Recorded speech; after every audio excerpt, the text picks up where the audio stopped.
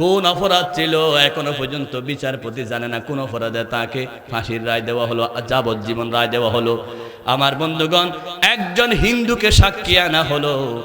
হিন্দু বলতেছে আমি সাক্ষী দিচ্ছি আল্লামা সাঈদী রাজাকার নয়।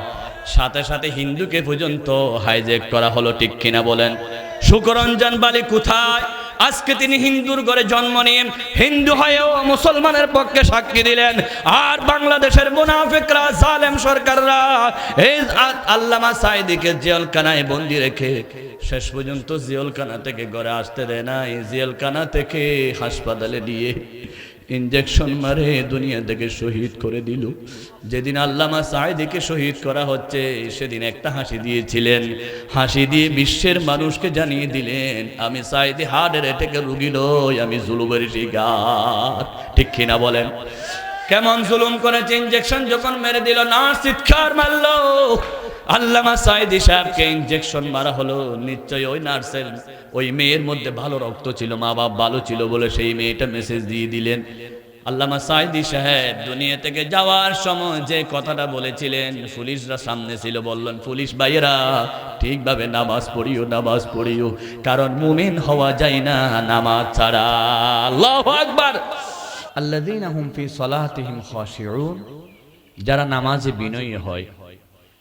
ওয়াল্লাযীনা হুম আনিল লাগwi মুরিদুন, যারা অনর্থক কথাবার্তা থেকে নিজেকে হেফাজত করে। ওয়াল্লাযীনা হুম লিয-যাকাতি ফাইলুন, যারা যাকাত আদায় করে। এক অর্থ। দ্বিতীয় অর্থ হচ্ছে আত্মার পরিশুদ্ধি করে।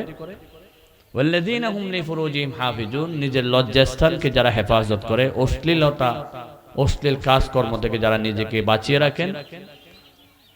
ইল্লা আলা আজওয়াজিহিম আও মা মালাকাত আইমানুহুম, তবে নিজের স্ত্রী অথবা অধীনস্থ কর্মচারীর ব্যাপারে নয়। ফাইন্নাহুম গায়রু মালুমিন, সেখানে গেলে তারা গালাগালির উপযুক্ত হবে না, ঘৃণার উপযুক্ত হবে না। ফামান ইবতাগা ওয়ারাআ যালিকা, এছাড়াও অন্যদের কাছে গেলে ফাউলাইকা হুমুল আদুন, সেটা হবে সীমা লঙ্ঘনকারী। ওয়াল্লাযীনা হুম লিআমানাতিহিম ওয়া আহদিহিম রাউন, মুমিন যারা, তাদের আরেকটি চরিত্র হলো তারা আমানত রক্ষা করে, ওয়াদাকে রক্ষা করে, আরেকটি চরিত্র। ওয়াল্লাযীনা হুম আলা সালাতিহিম ইউহাফিজুন, মুমিনের আবার বলতেছেন চরিত্র হলো নামাজে তারা যত্নশীল হয়। এই আটটি গুণ যাদের মধ্যে পাওয়া যাবে, উলাইকা হুমুল ওয়ারিসুন, তারাই হলো উত্তরাধিকার। কিসের? আল্লাযীনা ইয়ারিসুনাল ফিরদাউস, জান্নাতুল ফিরদাউসের উত্তরাধিকার। হুম ফিহা খালিদুন, সেখানে তারা স্থায়ীভাবে থাকবে। 1 থেকে 11টি আয়াত অনুবাদ বললাম, তেলাওয়াত করলাম, পরিচিতি জানালাম। কোরআন এবং হাদিসের অথেন্টিক দলিল দিয়ে সামান্য কিছু তাফসীর আমরা শুনব। আল্লাহ রাব্বুল আলামিন বলেন কদ আফলাহাল মুমিনুন, এই আয়াতগুলো শানে নুজুল। শানে নুজুল হচ্ছে যে আয়াতগুলো যে ঘটনার আলোকে নাজিল হয়, সেই আয়াতগুলোর জন্য ওই ঘটনাকে বলা হয় শান নুজুল, অর্থাৎ নজল হওয়ার কারণ, নাজিল হওয়ার ঘটনা। রাসূল করিম সাল্লাল্লাহু আলাইহি ওয়াসাল্লামের স্ত্রী আম্মা জানা আয়েশা সিদ্দিকার কাছে সাহাবায়ে কেরামরা জিজ্ঞাসা করলেন কাইফা কানা খুলুক রাসূলিল্লাহ সাল্লাল্লাহু আলাইহি ওয়াসাল্লাম, নবীর চরিত্র কেমন ছিল? তখন আম্মা জানা আয়েশা বলেন আমা তাকরাউল কোরআন, তোমরা কি কোরআন পড়তে জানো না? কানা খুলুকুল কোরআন, এই কোরআনই হচ্ছে রাসূলের চরিত্র। সুবহানাল্লাহ। এই কোরআন যে চরিত্র, এটার প্রমাণ হলো এই 10টি চরিত্র। অন্য রাওয়ায়াতে আছে রাসূল করিম সাল্লাল্লাহু আলাইহি ওয়াসাল্লাম চরিত্র কি জিজ্ঞাসা করার পরে এই আয়াতগুলো তেলাওয়াত করা হলো, এগুলো হচ্ছে রাসূলের চরিত্র। তাহলে রাসূলের চরিত্র অনুযায়ী যদি আমরা আমল করতে চাই, আমাদেরকে 8টি গুণে গুণান্বিত হতে হবে। 1 নাম্বার, প্রকৃত মুমিন হতে চাইলে 8টি গুণে গুণান্বিত হতে হবে। খাঁটি আল্লাহর বান্দা হতে চাইলে 8টি গুণে গুণান্বিত হতে হবে। জান্নাতি মানুষ হতে চাইলে এই 8টি গুণে গুণান্বিত হতে হবে। 1 নাম্বার গুণ, ঈমান আনতে হবে। ঈমান ছাড়া পৃথিবীতে থেকে যাওয়ার পরে জান্নাতে যাওয়ার কোনো সম্ভাবনা নাই। কারণ ইন্নাল্লাযীনা কাফারু মিন আহলিল কিতাব ওয়াল মুশরিকিন ফি নারি জাহান্নাম, যারা কুফরি করে, ঈমান আনে না, আহলে কিতাব নাসারা যত কিছু হোক না কেন, যারা ঈমান আনে না তারা নিশ্চিত জাহান্নামী, কোনো সন্দেহ নেই। তাহলে জান্নাতে যেতে চাইলে 1 নাম্বার গুণ হলো ঈমান আনতে হবে। আপনি যে ঈমান আনলেন, আমি কেমনে বুঝবো? আপনার ইমান ভিতরে আছে নাকি বাইরে আছে আমি তো বুঝতে পারবো না, কারণ কপালে তো লিখা নাই আপনি ইমানদার, ফেসবুকে লিখা নাই আপনি ইমানদার, বিজ্ঞাপন নাই আপনি ইমানদার, লিফলেট নাই আপনি ইমানদার, পোস্টার নাই আপনি ইমানদার। ব্রিক ফিল থাকলে উপর দিয়ে ধোঁয়া দেখা যায়, ধোঁয়া দেখে বোঝা নিচে ব্রিক ফিল আছে। আলুর লতা দেখলে বোঝা যায় ভিতরে আলু হচ্ছে। পেঁয়াজের উপরের চিহ্ন দেখলে বোঝা নিচে কি আছে, পেঁয়াজ আছে। আর জুলুমের চিহ্ন দেখলে বোঝা যায় বাংলাদেশে কি পরিমাণ জুলুম যে জালেম সরকার করছিল, চিহ্ন দেখে বোঝা যায়। অনুরূপ ভাবে আপনি যে ইমানদার তার কিছু চিহ্ন থাকা দরকার আছে কিনা। এক নাম্বার চিহ্ন হলো আল্লাযীনা হুম ফি সালাতিহিম খাশিউন, তারা নামাজে বিনয়ী হবে। তাহলে নামাজ যারা পড়ে না তারা নামে মুমিন হতে পারে, প্রকৃত মুমিন হতে পারে না। সময় যেহেতু কম, আগে প্যাকেট করে দিচ্ছি আমি 8টা গুণাবলী। এক নাম্বার নামাজ। এক নাম্বার গুণ কি? নামাজ। সবাই বলো নামাজ। আপনারা অনেকে পড়েন না, সেজন্য বলতেছেন না, আমি জানি। সামনে থেকে পড়বেন সেই আশায় হলো পড়েন না, কমপক্ষে ঈদের নামাজ তো পড়েন, জুমার নামাজ তো মাঝে মধ্যে পড়েন, সেদিক থেকে বলুন না। মুমিনদের এক নাম্বার গুণ কি? নামাজ। আবার যারা নিয়মিত পড়েন তারা রাগ করিয়েন না, তারা তো আল্লাহর কাছে পাবেনি। যারা পড়েন না তাদেরকে বলতেছি কমপক্ষে জুমা তো পড়ছেন আজকে, আর জুমা যদি পড়তে না পারেন ঈদের নামাজ পড়বেন সেই আশায় হলো বলো না নামাজ। মুমিনদের এক নম্বর গুণ নামাজ। মুমিনদের গুণ 2 নাম্বার গুণ হলো মুমিনরা অনর্থক কথাবার্তা বলে না, অনর্থক কাজকর্ম করে না। দ্বিতীয় গুণ, ব্যাখ্যা সবার শুনবে। তৃতীয় গুণ, মুমিনরা হিসাব করে যাকাত আদায় করে, ইয়ানত দেয়, বাইতুল মাল দেয়, যেভাবে দিতে হয় সেভাবে দেয়, হিসাব করে মুমিনরা। ওয়াল্লাযীনা হুম লিযাকাতি ফাইলুন। চতুর্থ গুণ হলো মুমিনরা লজ্জাস্থান হেফাজত করে, খারাপ কাজ করে না। স্টার জলসা, জি বাংলা থেকে শুরু করে যা দেখা দরকার সেগুলো দেখে না, এবং গান বাজনা শুনে না, মেহেদি অনুষ্ঠান, আগদ অনুষ্ঠান, বিভিন্ন অনুষ্ঠানের নাম দিয়ে গান বাজনা করে না। তারা সে সমস্ত খারাপ কাজ থেকে বিরত থাকে। 4 নাম্বার। 5 নাম্বার মুমিনদের গুণ হলো মুমিনরা আমানত রক্ষা করে। কি রক্ষা করে? আমানত। 6 নাম্বার মুমিনদের গুণ হলো মুমিনরা ওয়াদা রক্ষা করে, ওয়াদা করলে সেই ওয়াদা ঠিক রাখে। মুমিনদের 7 নাম্বার গুণ হলো আত্মার পরিশুদ্ধ করে। মুমিনরা অন্তরে হিংসা রাখে না, বুগজ রাখে না, আদাওয়াত রাখে না। মুমিনদের 8 নাম্বার গুণ হলো মুমিনরা কথায় এবং কাজে এক হয়। মুনাফিকের মতো 2 কথা, মুখে একটা অন্তরে একটা থাকে না। এই 8টি গুণ যাদের মধ্যে থাকে, উলাইকা হুমুল ওয়ারিসুন, তারাই হলো জান্নাতের ওয়ারিস। আমরা জান্নাতে যেতে চাই কি চাই না? কারণ আমাদের বাবা আদমও জান্নাতে ছিল, আমাদের মাও হাওয়াও জান্নাতে ছিল, আমাদের দাদার বাড়িও জান্নাত, আর নানার বাড়িও জান্নাত। সেজন্য আমরা জান্নাতে চাই। জান্নাতে যেতে চাইলে 1 নাম্বার গুণ হলো নামাজ পড়তে হবে। নামাজ যার নাই সে মুমিন দাবি করতে পারে না। পাসপোর্টে মুসলমান, ভোটার লিস্টে মুসলমান, বিভিন্ন জায়গায় মুমিন। নামাজ না থাকলে আপনি মুমিন হতে পারেন না। আমাদের দেশে মুমিনের পরিচয় হলো গরুগুস্ত খাওয়া। বেশি গরুগুস্ত খাইলে মুসলমান হয়ে যায়। আমাদের দেশে মুসলমানদের পরিচয় হলো বেশি বেশি খানা খাওয়া। আল্লাহ রাব্বুল আলামিন বলেন, قد أفلح المؤمنون الذين هم في صلاتهم خاشعون। মুমিন তো তারাই যারা নামাজে বিনয়ী হয়। আমার আল্লাহ বলেন ওয়াল্লাযীনা হুম, আল্লাহ রাব্বুল আলামিন বলেন আল্লাযীনা ইউমিনুনা বিল গায়বি ওয়া ইউকিমুনাস সালাহ। মুমিন যারা, তাদের 1 নাম্বার পরিচয় হলো ঈমান আনবে, ঈমান আনার সাথে সাথে আল্লাহর হুকুম আদায় করে নামাজ কায়েম করে। ওয়াকিমিস সালাতা তারাফাইন নাহারি ওয়া যুলাফাম মিনাল লাইল। নামাজ কায়েম করো দিনের 2 প্রান্তে এবং রাতের কিছু অংশ। এভাবে 1টা 2টা আয়াত নয়, সময় সংক্ষিপ্ত, সেজন্য আমি সব আয়াতগুলো পড়ে সময় নষ্ট করতে চাই না। মূল মেসেজটা আমি আপনাদেরকে দিচ্ছি। নামাজ যদি না থাকে আপনি মুমিন হতে পারবেন না। হয়তো মুসলমান নাম রাখতে পারবেন, বাংলাদেশে নিবন্ধিত দল আছে অসংখ্য, অনিবন্ধিত দল অনেক আছে। সব দল মিলে প্রায় 100টার কাছাকাছি দল আছে বাংলাদেশে। আপনারা রাগ করলো, আমাকে সত্য কথা বলতে হবে। একটি মাত্র দল আছে যে দলের রিপোর্ট লিখতে গেলে নামাজ আগে লিখতে হয় এবং নামাজ ছাড়া ওই দল করা যায় না, ঠিক কিনা? আপনি যত দল দেখবেন সব দলের মধ্যে তাদের লঘুতে তাদের দফা অনেক দফা আছে। কোন দলে 6 দফা, কোন দলের 19 দফা, কোন দলের 20 দফা। আমার হাতে কোরআন শরীফ ধরে বলতেছি, বাংলাদেশে যে দলগুলো আছে সব দলকে জিজ্ঞাসা করবেন, আওয়ামী লীগের নেতাকে বলবেন তোমাদের দলের মধ্যে নামাজের দফা আছে কিনা। ওরা বলতেছে কি বলো, নামাজ যারা পড়ে আমরা তো তাদেরকে মামলা দিই, ঠিক কিনা?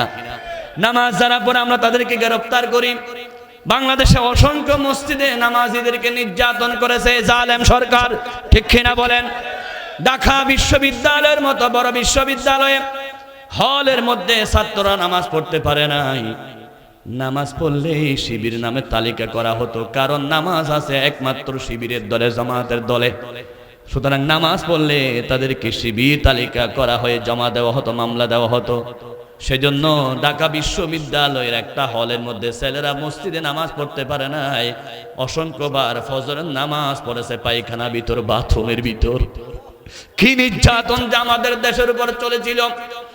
চট্টগ্রামে বড় মসজিদের নাম জমিয়াতুল ফালাহ মসজিদ।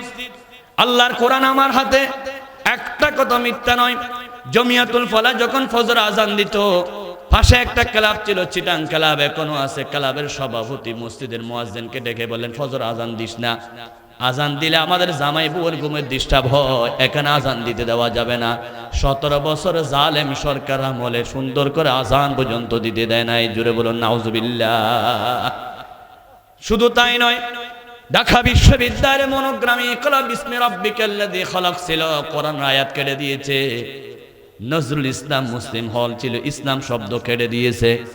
রব্বি জিদনি ইলমা ছিল, সেটা কেটে দিয়েছে। শুধু তাই নয় রে বন্ধু, এই দলের নাম ছিল বাংলাদেশ মুসলিম আওয়ামী লীগ। এই দলের নামের মধ্যে মুসলিম শব্দটা কেটে দিল তারা, ইসলাম শব্দ যেখানে আছে কেটে দিয়েছে। ইসলাম, মুসলমান, কোরআনের শব্দ সব কান থেকে আল্লাহর কোরআনের শব্দ কেটে দিল। আল্লাহর গজব নাজিল হলো, আল্লাহ জমিন থেকে তাদেরকে কেটে দিচ্ছে, ঠিক না? যারা আল্লাহর নাম সহ্য করতে পারে না, বাংলার জমিনে তাদের ঠিকানা হবে না, হবে না, হবে না।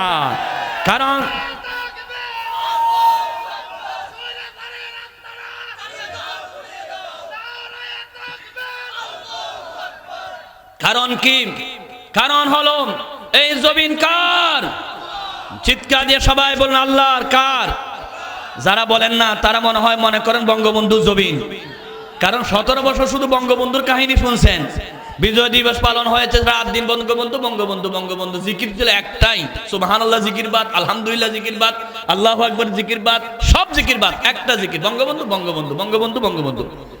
বিদেশ থেকে একটা মেহমান আসলেন, এয়ারপোর্টে নামলেন, এয়ারপোর্টের নাম কি? বলে বঙ্গবন্ধু এয়ারপোর্ট। হায় রে, এত সুন্দর রাস্তা দিয়ে আসতে বড়, রাস্তার নাম কি? বলে বঙ্গবন্ধু সড়ক।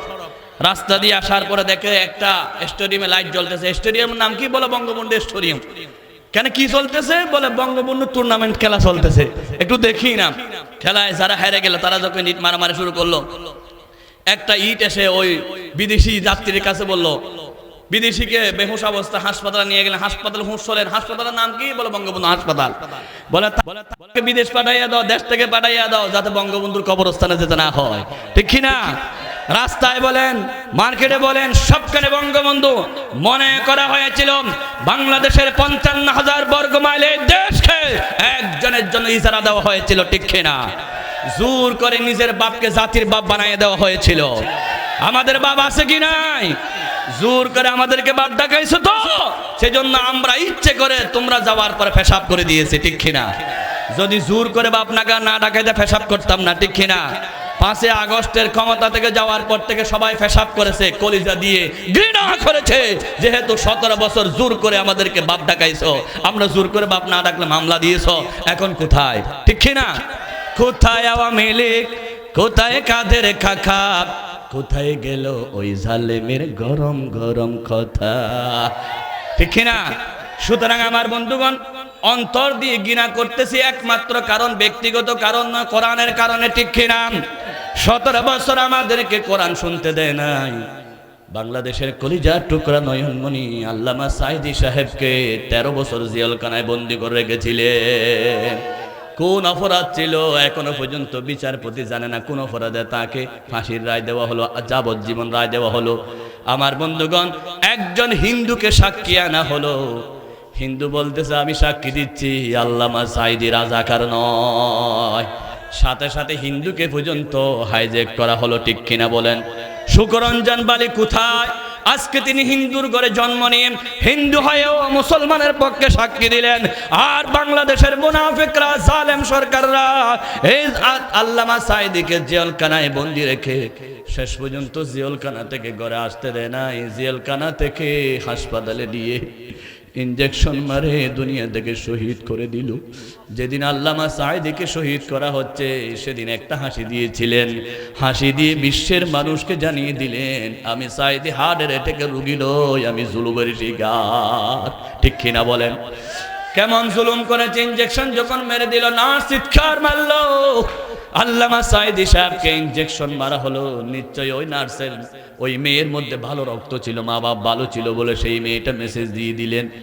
আল্লামা সাঈদী সাহেব দুনিয়া থেকে যাওয়ার সময় যে কথাটা বলেছিলেন, পুলিশরা সামনে ছিল, বললেন পুলিশ ভাইয়েরা ঠিকভাবে নামাজ পড়িও, নামাজ পড়িও, কারণ মুমিন হওয়া যায় না নামাজ ছাড়া। আল্লাহু আকবার। দয়াল নবী, রহমতের নবী, বিশ্ব নবী মুহাম্মদ রাসূলুল্লাহ, সবাই বলুন সাল্লাল্লাহু। আল্লাহর নবী জীবনের শেষ কথা বলেছিলেন রাস্তা বাঁধো, ব্রিজ করো, এটা নয়। নবীজির জীবনের শেষ কথা হলো আসসালাত, আসসালাত, নামাজ, নামাজ, নামাজ।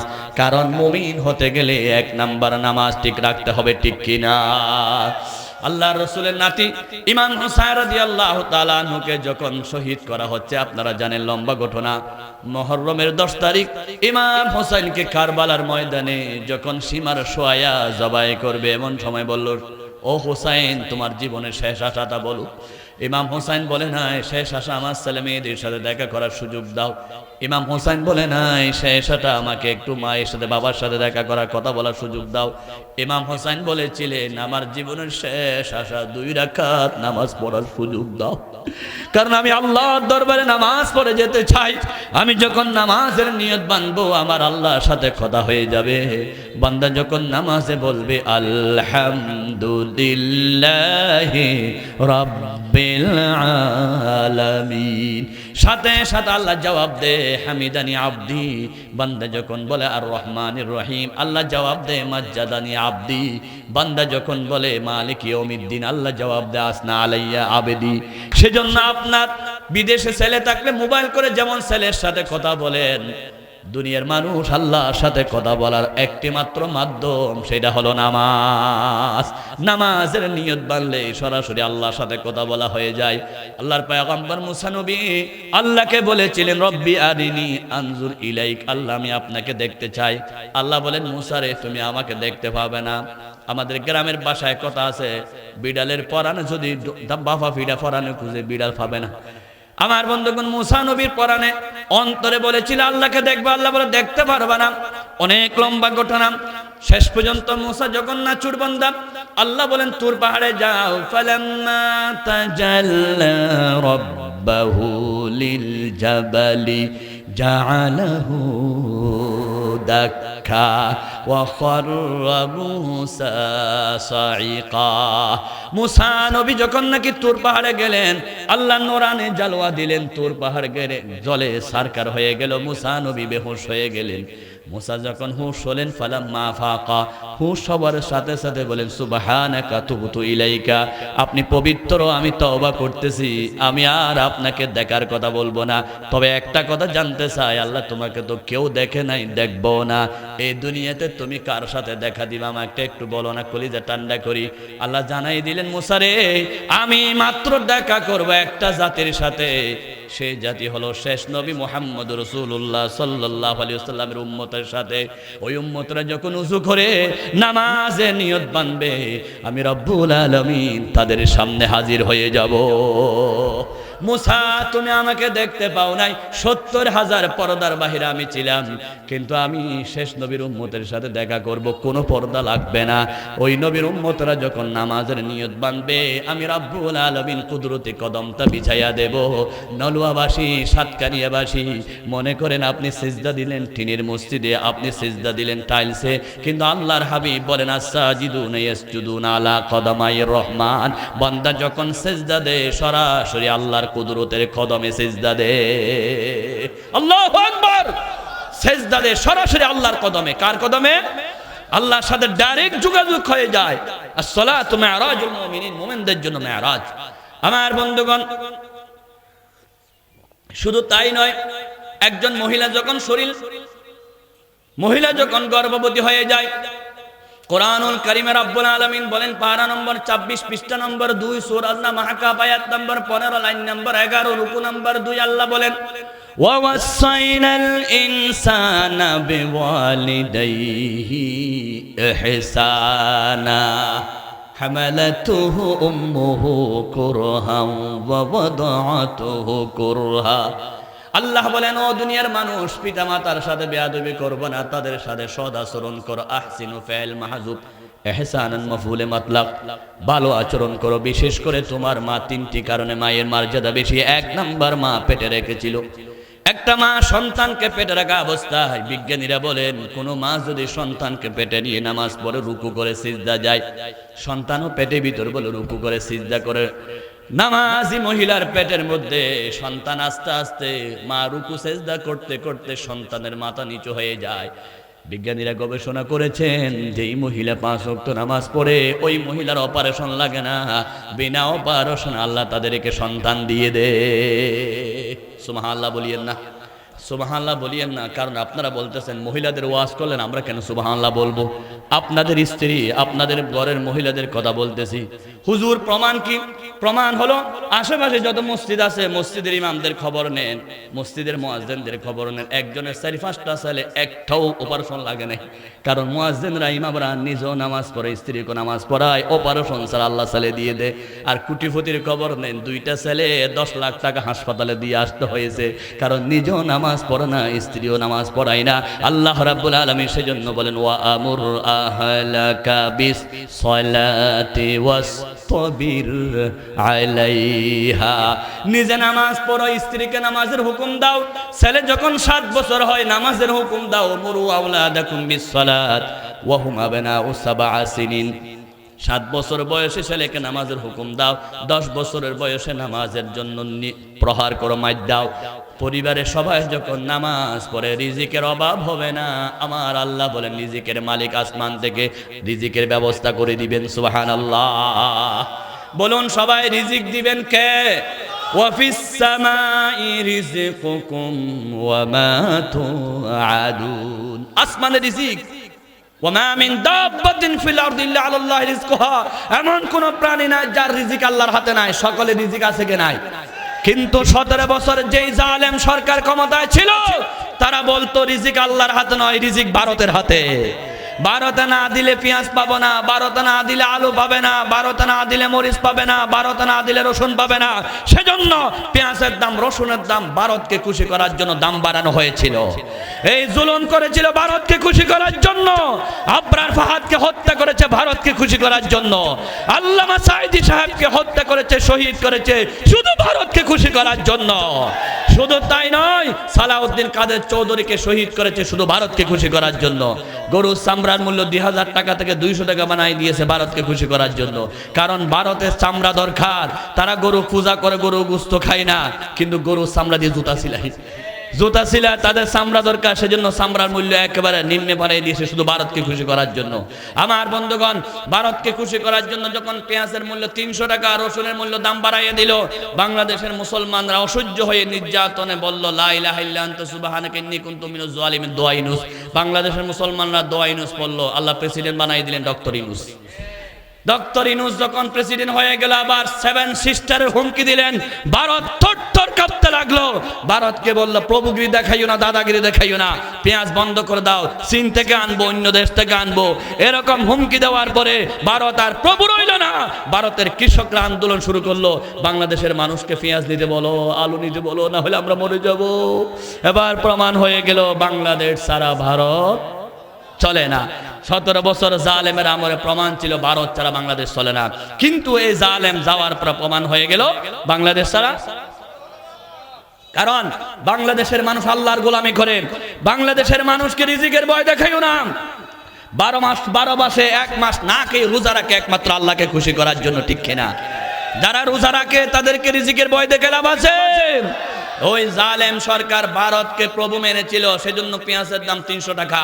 জালেম যাওয়ার পরে আমরা ভারতকে প্রভু মানি না, আল্লাহকে প্রভু মানি, সেজন্য পেঁয়াজের দাম 50 টাকা, ঠিক কিনা? এটাই হলো ইসলামী সরকারের লাভ। এখনো তো ইসলামী সরকার হয় নাই, 5 আগস্ট মাত্র স্বাধীন হয়েছে, জিনিসপত্রের দাম এত সস্তা হয়ে গেল। আল্লাহর কোরআন ধরে বলি, এই কোরআনটা যদি সংসদে পাঠাতে পারেন, কোরআনে যদি প্রত্যেকটা এমপি সংসদ ভবনে যদি কোরআন দিয়ে কাজ করে, আল্লাহর কসম পেঁয়াজের দাম, রসুনের দাম একেবারে হাতের ভিতরে চলে আসবে, 2 টাকা 4 টাকা হয়ে যাবে। আল্লাহু আকবার।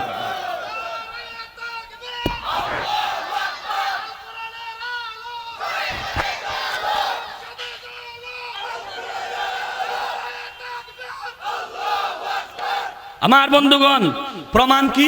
হুজুর প্রমাণ বলেন, প্রমাণ কি? কারণ মিডিয়ার মাধ্যমে বিশ্বে ছড়িয়ে যাবে, আমি প্রমাণ ছাড়া কথা বলতে চাই না। প্রমাণ হলো কোরআন শরীফ, আল্লাহর কোরআন, পারা নম্বর হলো 6, পৃষ্ঠা নম্বর হলো 18, সূরার নাম হলো সূরা মাইদা, আয়াত নম্বর হলো 66। আল্লাহ রাব্বুল আলামিন বলেন, দেশটাকে যদি কোরআন দিয়ে তোমরা চালাতে পারো, তাহলে জিনিসপত্রের দাম একবারে কমে যাবে, দেশে চুরি থাকবে না, ডাকাতি থাকবে না, সন্ত্রাসী থাকবে না, টেন্ডারবাজি থাকবে না, ঠিক কিনা? আল্লাহ রাব্বুল আলামিন বলেন, ওয়ালাউ আন্নাহুম আকামুত তাওরাতা ওয়াল ইনজিলা ওয়া মা উনজিলা ইলাইহিম মির রাব্বিহিম লাআকালু মিন ফাওকিহিম ওয়া মিন তাহতি আরজুলিহিম। আল্লাহু আকবার।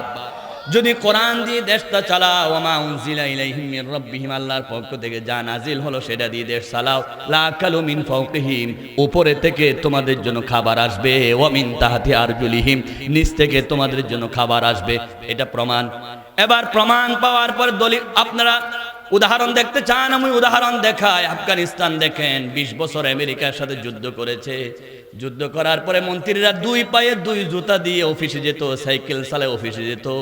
শুধু কোরআনে শাসন কায়েম করার কারণে আজকে আফগানিস্তান বিশ্বের মধ্যে 1 নম্বর দেশ হতে চলেছে।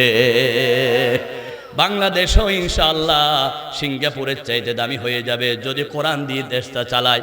আর কিছু নয়, শুধুমাত্র একটা দৃষ্টান্ত দিই। আমি স্পিকার মানে ইংলিশে যে কথা বলে তাকে স্পিকার বলা হয়। সংসদ ভবনে যিনি কথা বলেন তিনি স্পিকার। মনে করুন আমি স্পিকার, যিনি আজকে সভাপতি সিরাজুল ইসলাম তিনি প্রেসিডেন্ট, আপনারা সবাই এমপি। সবাই কি ভয় লাগে? হুজুর এখানে তো বিকাশ এমপি হয়, এখন বিকাশও লাগে না, মাহফিলি কোরআনের এমপি মনে করেন কিছুক্ষণের জন্য, 5 মিনিটের জন্য এমন এমপি হবেন যে এমপি হলে দেশ ছেড়ে পালাতে হবে না। সাতকানিয়া লোয়াগাড়ায় কি এমপি ছিল, হাজার হাজার মসজিদ বাঁধেছে, অথচ আল্লাহ রসুল বলেছেন একটা মসজিদ বাঁধলে জান্নাতের মালিক। কিন্তু আমার দেশে দেখি যারা মসজিদ বাঁধে হাজার হাজার, তারা জুতার মালিক হয়ে যায়, কারণ নিয়ত পরিশুদ্ধ ছিল না, ঠিক কিনা? শুধু মানুষকে ঠকানোর নিয়ত ছিল। হাজার মসজিদ নির্মাণ করেছে, আজকে জুতার বাড়ি আছে কি নাই? যদি নিয়ত পরিষ্কার থাকতো, আল্লাহকে খুশি করার জন্য মসজিদ বানতো, তাহলে ইসলামী দল বাদ দিয়ে জালেমের দালালি করতে পারতো না। জালেমের দালালি করেছে, আজকে জুতার বাড়ি আছে কি নাই? আলেম ওলামাদেরকে সাতকানিয়া আসতে দেয় নাই। আমি সাতকানিয়ার সন্তান হয়েও 5 বছর আসতে পারি না। এই সাতকানিয়া ঢুকলে বুরকা পরে আসতে হতো, এমনভাবে আমার ফাওয়ার ছিল।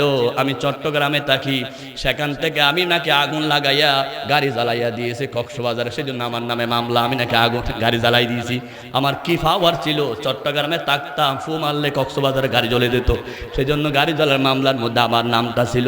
আমার বন্ধুগণ হাসির খোরাক দিলাম না, বুঝার জন্য বলতেছি। সংসদে স্পিকার যদি নামাজের কথা বলে, আর এমপিরা যদি সবাই বলে নামাজের পক্ষে, আপনারা সবাই নামাজের পক্ষে আছেন কিনা হাত তুলুন। লিল্লাহি তাকবীর। নামাজ আছে যেখানে হাত নামান। আমি স্পিকার বলতেছি হাজও যুক্ত হয়েছে, হাজও যুক্ত হয়েছে, হাজও যুক্ত হয়েছে। এবার স্পিকার আমি সাইন করে দিলাম, রাষ্ট্রপতি সহযোগিতা করলো। রাষ্ট্রপতি যখন নাকি সহযোগিতা করলো, আমার বন্ধুগণ সাথে আইন পাস হয়ে গেল। এবার সংসদ ভবনে আইন হলো, ফজর না পড়লে 10 বারি, জোহর না পড়লে 20 বারি, আসর না পড়লে 30 বারি, মাগরিব না পড়লে 40 বারি, এশা না পড়লে 50 বারি, লাগাতার 1 সপ্তাহ না পড়লে 1 মাস জেলখানায় দিতে হবে। এরকম আইন যদি দেশে চালু হয়, একজনও বেনামাজি থাকবে কিনা বলুন? আমার বন্ধুগণ মরফালা বাজারে যখন গল্প করে, পিছন থেকে আব্দুল করিমের টেলিফোন করলো, আব্দুল রহিম কই? দোকানে বাড়া ঢুকছি, পুলিশ আসতেছে, এখন তোকে গ্রেফতার করবে, তাড়াতাড়ি মসজিদে ঢুক, মাগরিবের আজান দিয়েছে, ঠিক কিনা? সৌদি আরবে যারা গেছেন সাতকানিয়া লোক সাক্ষী দেন, জিদ্দা বলেন, বিভিন্ন জায়গার মধ্যে নামাজ না পড়লে পুলিশ ধরে মতো আসে, সেজন্য তাড়াতাড়ি মসজিদে ঢুকে যায়। অনেক সময় দেখা যায় উজু ছাড়া মসজিদে ঢুকে যায়, কারণ পুলিশ কোন সময় ধরে গ্রেফতার করে। এই বাংলার জমিনে দেশ স্বাধীন হয় 1971 সনে, বর্তমান 2025 সাল। এই 54 বছরে যারা ক্ষমতায় ছিল, নাম ব্যবহার করেছে, রাষ্ট্রপতিও মুসলমান, প্রধানমন্ত্রীও মুসলমান। জোরে বলুন আল্লাহর কোরআন সাক্ষী, যারা মুসলমান হয় যদি নামাজের আইন কায়েম না করে, তারা নামে মুসলমান হতে পারে, বাস্তব মুনাফিক। ক্ষমতার মধ্যে একবারও কি নামাজের আইন চালু করেছে? বলেন। বাংলাদেশের সংবিধানে একবারও নামাজের আইন চালু করে নাই। 17 বছর ক্ষমতায় ছিল, একবার নামাজের আইন কায়েম করতে পারত, ঠিক কিনা? বাবা ক্ষমতায় গেল, নামাজ চালু করে নাই। চাচা ক্ষমতায় গেল, নামাজ চালু করে নাই। বুবু ক্ষমতায় গেল, করে নাই। বেগম ক্ষমতায় গেল, নামাজ চালু করে নাই। আফা ক্ষমতায় গেল, নামাজ চালু করে নাই। 54 বছর ক্ষমতায় যারা ছিল, একজনও নামাজ কায়েম করে নাই। অথচ আমার আল্লাহ বলেন কোরআনুল কারীম পারা নম্বর 17 পৃষ্ঠা নম্বর 16 সূরার নাম হজ, আয়াত নম্বর হলো আমার বন্ধুগণ 41। আল্লাহ বলেন আল্লাযীনা ইম্মাক্কান্নাহুম ফিল আরদি আকামুস সালাহ।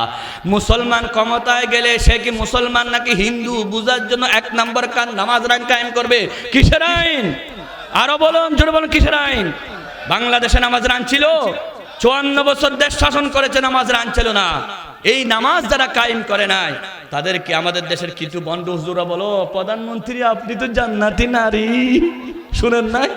কোথায় সেই বন্ড?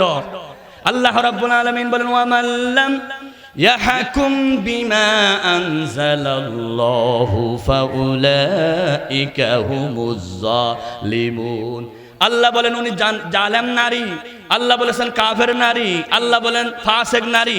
আর ওই বন্ড হুজুর বলতেছে আপনি জান্নাতি নারী। যদি নামাজটা কায়েম করতো তাহলে জান্নাতি নারী হতো। নামাজ কায়েম করে নাই, বরং নামাজ যারা পড়েছে তাদেরকে জুলুম করেছে, ঠিক কিনা? সুতরাং 2025 সাল থেকে সিদ্ধান্ত হয়ে যাক, আপনি যেই দল করুন না কেন, আগামীবার থেকে কোনো মেম্বারও বানাবো না বেনামাজি, ঠিক কিনা? কোনো চেয়ারম্যান বানাবো না বেনামাজি, ঠিক কিনা? কোন এমপি বানাবো না বেনামাজি, ঠিক কিনা? সবাই জোরসে বলুন নামাজ আছে যেই দলে। এই যারা বলে না তারা মনে হয় বঙ্গবন্ধু দল। বলে নামাজ আছে যেই দলে, নামাজ নাই যেই দলে। সুতরাং নামাজ দরকার আছে কি নাই? নামাজ হলো নূর, কবর অন্ধকার, আপনাকে যেতে হবে। রাসূল বলেছেন আল কবর বাইতুজ জুলমা, কবর হলো অন্ধকার ঘর, সেখানে একটা লাইট নিয়ে যাও। কোন লাইট নিয়ে আসবো? সেখানে কি সৌর বিদ্যুৎ আনবো, নাকি তাপবিদ্যুৎ আনবো, নাকি টর্চ লাইট আনবো? রাসূল বলেন নামাজ পড়ে আসো, ওই নামাজ তোমার কবরে নূর হয়ে যাবে, আলো হয়ে যাবে। আল্লাহু আকবার। সুতরাং মুমিনের 1 নম্বর পরিচয় কি? নামাজ। বলুন কি? আল্লাহর হাবিব সেজন্য বলেন মুমিনদের কাছে নামাজ সহজ। ফজরও যেতে পারে, জোহরও যেতে পারে, আসরও যেতে পারে, মাগরিবও যেতে পারে, এশাও যেতে পারে, কিন্তু মুনাফিকরা ফজরের নামাজ পড়তে পারে না, এশারের নামাজ কঠিন হয়ে যায়। ফজর ও জোহরেও যারা কষ্ট করে যায় তারা হলো খাঁটি ইমানদার। সুতরাং বাংলাদেশের ইমানদারের দল হলো ওই দলটি যেই দলের রিপোর্টে 1 নম্বর নামাজ লিখতে হয়। আল্লামা সাঈদী সাহেব সেজন্য বারবার বলতেন, তুমি যদি নামাজ না পড়ো ইসলামী আন্দোলনের কোনো মূল্য তোমার কাছে নাই। তুমি কিসের মুসলমান? তুমি ইসলামী আন্দোলনের কর্মী হতে আগে নামাজ পড়তে হবে। মরহুম সিদ্দিক আসাদ রহমতুল্লাহ আলাইহি দুনিয়া থেকে চলে গেলেন। তিনি বলতেন এত সুন্দর করে, বলে যে কিছু কিছু ফুলারা কিছু কিছু বই দিয়ে যায়, বই তালত ফুলাই ফরি বাদ ফারি না হয়। হদিন বাদে সাইদে ফুয়া মসজিদত গিয়ে শিবিরে আর ফুয়ারে আল্লাহ দরায়ে। ফোয়া হতুন আয়া বলে বই দিদি যায় বই তালত ফোয়া ফরি বলে বাদ পানি না হাই দেখা যাতে বই ফরি ফরি হদিন বাদে নোয়াজ পড়ার হতে ফোন হন্নুন হতে শিবিরুল ফক কল আয়া রে কর্মী গরিব বানাই নামাজি বানাই ফেলা সুবহানাল্লাহ না।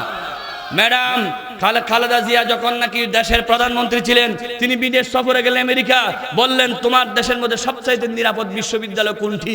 বেগম খালেদা জিয়া বলছিল দুইটি বিশ্ববিদ্যালয়, একটা হলো চট্টগ্রাম বিশ্ববিদ্যালয় আর একটা হলো রাজশাহী বিশ্ববিদ্যালয়। এবার গোয়েন্দারা রিপোর্ট শুরু করেছেন দুইটা বিশ্ববিদ্যালয় কেন নিরাপদে।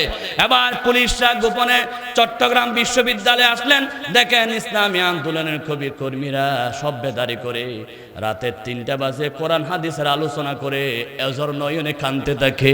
চট্টগ্রাম বিশ্ববিদ্যালয় সাংবাদিক পুলিশ দেখে আশ্চর্য হয়ে গেল, দরজা বন্ধ ছিল, বাচ্চারা এত জোরে কান্না করতেছে, পুলিশ বলেন সাংবাদিক বলে আশ্চর্য হয়ে গেল এই যুবক ছেলেরা রাতের 3টা বাজে কেন কান্দে। তাদেরকে জানিয়ে দেওয়া হলো ইসলামী আন্দোলন এমন একটি আন্দোলন যে আন্দোলনের কর্মী হলে দিনে নামাজ পড়তে হবে, রাত্রে তাহাজ্জুদ পড়তে হবে, সব বেদারি করতে হবে, আল্লাহকে খুশি করার জন্য যুগের বাণী ফেলতে হবে, দিনের বেলায় বীর হতে হবে, রাত্রের বেলায় পীর হতে হবে। সাতকানিয়া লোহাগাড়ার পীর শাহ আব্দুল জব্বার রহমতুল্লাহ আলাইহি এমন একটা পীর ছিলেন যিনি খানেকায় পীর ছিলেন, রাজপথে বীর ছিলেন। যখন তাসলিমা নাসরিন কোরআনের বিরুদ্ধে বলেছিল আব্দুল জব্বার রহমতুল্লাহ আলাইহি জিহাদ করার জন্য মাঠে নেমে গিয়েছিলেন, নিজের সন্তান হাফেজ আব্দুল কাইয়ুমকে পর্যন্ত শাহাদাতের নজরানায় পেশ করে দিলেন। বাংলাদেশে এমন একটা পীর দেখান যে পীর নিজের পুরা জীবন জান্নাতের এলাকার জন্য ওয়াকফ করেছেন দ্বীনের জন্য এবং নিজের সন্তানকে শহীদের পাঠাইয়া দিলেন। একমাত্র বাইতুল শরীফের পীর শাহ আব্দুল জব্বার রহমতুল্লাহ আলাইহি নিজের সন্তান আব্দুল কাইয়ুমকে শহীদ হওয়ার জন্য মিছিলে পাঠাইয়া দিল। আল্লাহু আকবার। সুতরাং আমরা বাংলার জমিনে চুরি দেখতে চাই না, ঠিক কিনা? বাংলার জমিনে যারা বলে কোরআন এবং রাজনীতি আলাদা তারা হলো আবু জেহেলের উত্তরসূরি। আবু জেহেলের নাম ছিল আবুল হেকম। আবুল হেকম মানে জ্ঞানীর বাপ।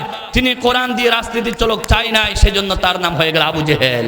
আজকেও যারা কোরআনে রাজনীতি নাই বলে তারা হলো আবু জেহেলের মতো মূর্খ, ঠিক কিনা? কোরআনে যদি রাজনীতি না থাকে, রাসূলুল্লাহ 10 বছর রাজনীতি করেছিলেন এই কোরআন দিয়ে, আমার নবীর নবুয়তি 10 বছর অস্বীকার করা হবে, ঠিক কিনা? কোরআনে যদি রাজনীতি না থাকে কোরআন অর্ধেকাংশ হয়ে যাবে। এই কোরআন পরিপূর্ণ নাকি অর্ধেক?